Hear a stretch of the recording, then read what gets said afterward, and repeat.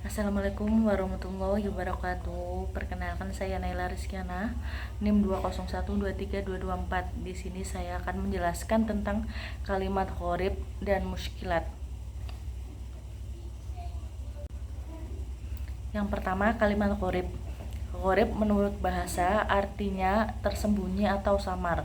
Sedangkan menurut istilah ulama qurra, gharib artinya sesuatu yang perlu penjelasan khusus dikarenakan samarnya pembahasan atau karena baliknya permasalahan baik dari segi huruf, lafadz, arti maupun pemahaman yang terdapat dalam Al-Quran. Adapun bacaan-bacaan yang dianggap gharib atau tersembunyi atau samar dalam qiraah Imam Asyim, riwayat Hafiz diantaranya adalah saktah, ismam, imalah, nakal, tashil, dan ibdalul huruf. Yang pertama adalah saktah.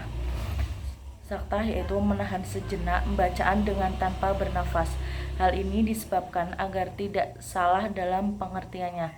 Ukuran berhentinya adalah sekitar 1 alif. Menurut qiraah yang diriwayatkan oleh Hafiz an Asyim, hanya ada 4 tempat kalimat saja, yaitu yang pertama dalam surat Al-Kahfi ayat 1 juz 15. Yang kedua dalam surat Yasin ayat 52 juz 23. Yang ketiga dalam surat Al-Muktafifin ayat 14 juz 30. Dan yang keempat dalam Quran surat Al-Qiyamah ayat 27 juz 29. Yang kedua ada ismam, la ta'manna, nun dibaca ismam atau mencucu, dan ismamnya setelah idgham atau gunnah. Kalimat tersebut awalnya adalah la ta'manuna, kemudian nun yang pertama diidghamkan pada nun yang kedua. Sebagai bukti idgham diberikan syiddah pada huruf yang dimasuki, yaitu huruf yang kedua, terdapat dalam surat Yusuf ayat 2. Yang ketiga ada imalah, majriha, ro dibaca imalah atau condong, yaitu membaca antara harokat fathah dan kasroh atau di bawahnya taklil. Sedangkan perbedaan taklil dan imalah adalah kalau taklil vokalnya lebih besar atau lebih tebal, sedangkan imalah vokalnya tipis atau kecil. Sedangkan persamaannya adalah keduanya dominan dengan huruf E.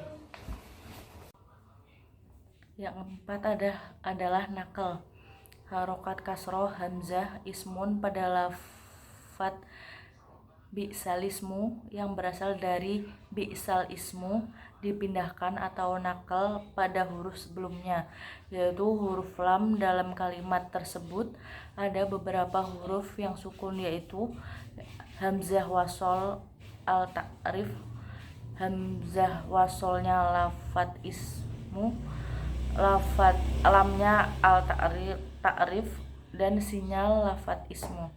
Agar itu ada 2 alasan. Agar kalimat tersebut bisa terbaca, maka harokat hamzah lafadz ismun dipindah atau dinakal pada huruf sebelumnya, yaitu lam. Karena terdapat beberapa huruf yang sukun, maka agar kalimat tersebut bisa dibaca harus bisa diberi harokat kasroh. Jadi lafadz bi'sal ismu dibaca bi'salismu pada surat Al-Hujurat ayat 11. Yang kelima adalah tashil.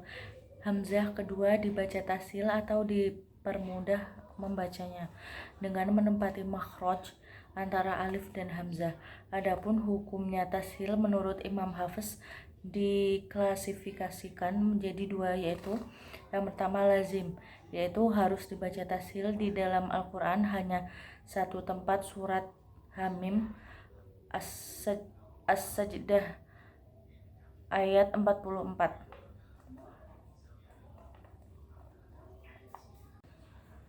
Yang kedua ada jaiz, yaitu boleh dibaca tashil atau mat, yaitu pada semua kalimat yang dibaca mat lazim, mukhafaf, hilmi, dan mat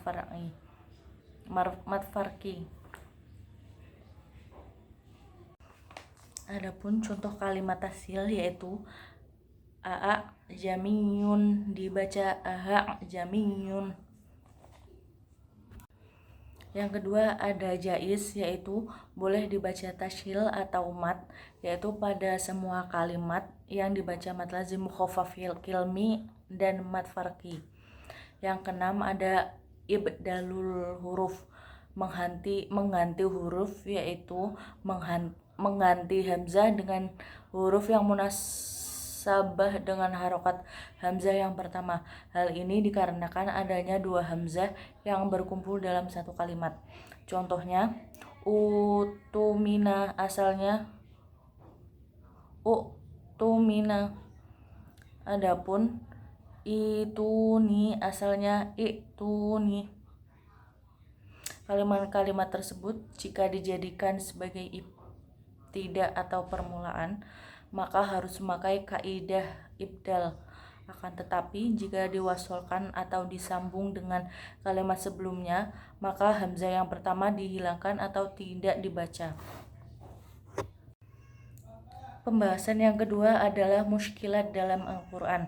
Muskilat adalah bacaan-bacaan yang antara tulisan dengan cara membacanya berbeda. Hal ini bertujuan agar kita membacanya lebih berhati-hati dan terhindar dari kesalahan membaca. Berikut ini adalah contoh-contoh muskilat. Pertama, shifr. Shifr adalah tanda bulat kecil yang terdapat di atas huruf alif dan berfaedah bahwa huruf tersebut tidak berfungsi ketika wasol maupun waqaf. Yang kedua, nun wasol atau nun iwat. Jika ada tanwin yang bertemu dengan hamzah wasol, maka cara membacanya suara tanwin harus diganti dengan nun kasroh. Berikut ini adalah contoh nun wasol dalam surat Al-A'raf ayat 164. Yang ketiga ada yarudhuhu. Hak dalam lafaz di atas dibaca pendek karena menjadi jawab insyaratiyah. Sebelum hak dhamir ada huruf mati yang dibuang. Asalnya yarudhuhu lakum, yaitu pada kalimat wa in tashkuru yarudhuhu lakum pada surat Az-Zumar ayat 7 juz 23. Yang keempat adalah qawarir. Jika berhenti atau waqaf pada qawarirah yang pertama, maka ro terakhir dibaca panjang satu alif karena untuk menyesuaikan dengan akhir ayat yang lain. Sedangkan kalimat serupa yang dibaca seperti ini adalah ad-dununa, ar-rasula, as-sabila, salsabila. Jika diwasolkan maka lafadz qawariro yang pertama dibaca pendek karena kalimat ini termasuk isim ghairu munsyarif, sedangkan alifnya adalah bagian dari khot utsmani. Jika waqaf pada qawariro yang kedua maka ro-nya dibaca sukun, dan jika wasol dibaca pendek satu harokat karena kalimat tersebut adalah isim ghairu munsyarif. Yang kelima ada lafadz ana. Lafadz ana yang menjadi dhamir munfasil mutakalim wahdah ketika diwasolkan semua dibaca pendek sebab dhamirnya hanya satu adalah ana dengan tanpa alif, sedangkan alif berfungsi untuk menjelaskan atau menerangkan harokat. Akan tetapi jika waqaf atau berhenti dibaca panjang satu alif apabila dhamir itu tidak berupa dhamir munfasil mutakalim wahdah, yaitu berupa dhamir mutakalim ma'al ghair, maka baik wasol maupun waqaf tetap dibaca panjang seperti liko ana, ja ana. Sedangkan lafadz ana yang bukan dhamir tetap dibaca panjang seperti kalimat. Yang keenam ada raum atau ar-raum, yaitu meminimalisasikan atau menyedikitkan suara huruf paling akhir atau harokat huruf itu tidak ditampakkan secara penuh, kurang lebih sepertiga huruf.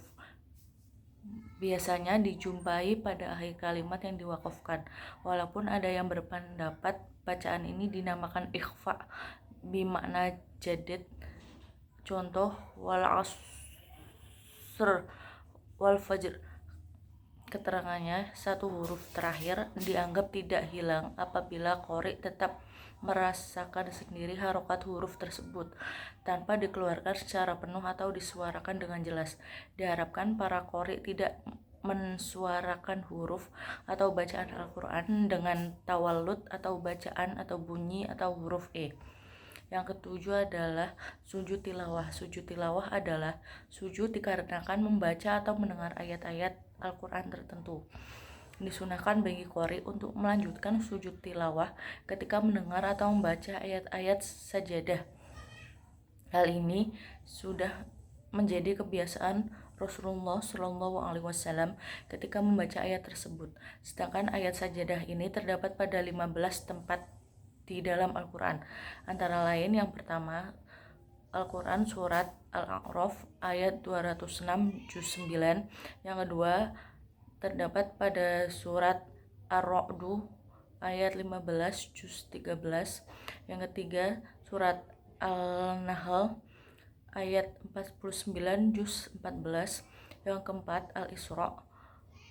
surat Al-Isra ayat 108 sampai 109 juz 15. Yang kelima, surat Maryam ayat 58 juz 16. Yang keenam, surat Al-Hajj ayat 18 juz 17.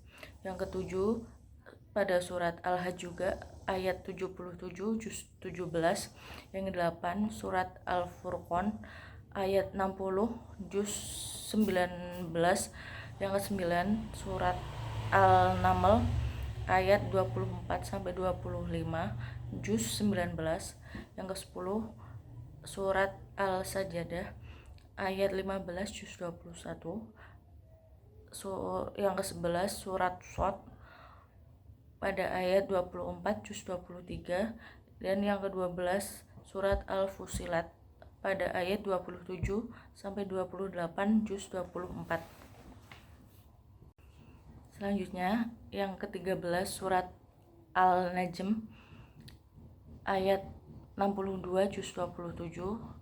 Yang ke-14, surat Al-Insyiqaq ayat 21 juz 30.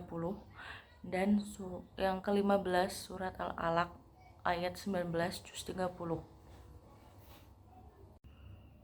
Nah, di sini saya akan memberikan satu contoh kalimat muskilat yang ada dalam surat Al-An'am ayat 56. Bismillahirrahmanirrahim. Qul inni nuhitu an a'budal ladzina tad'una min dunillah. Qul la attabi'u ahwa'akum qad dhalaltu idzan wa ma ana minal muhtadin. Shadaqallahul azim. Demikian penjelasan mengenai ilmu tajwid dan muskilah. Baik, demikian penjelasan mengenai kalimat gharib dan muskilat yang dapat saya sampaikan. Kurang lebihnya mohon maaf jika ada kesalahan tutur kata maupun penjelasan yang saya sampaikan. Terima kasih. Wassalamualaikum warahmatullahi wabarakatuh.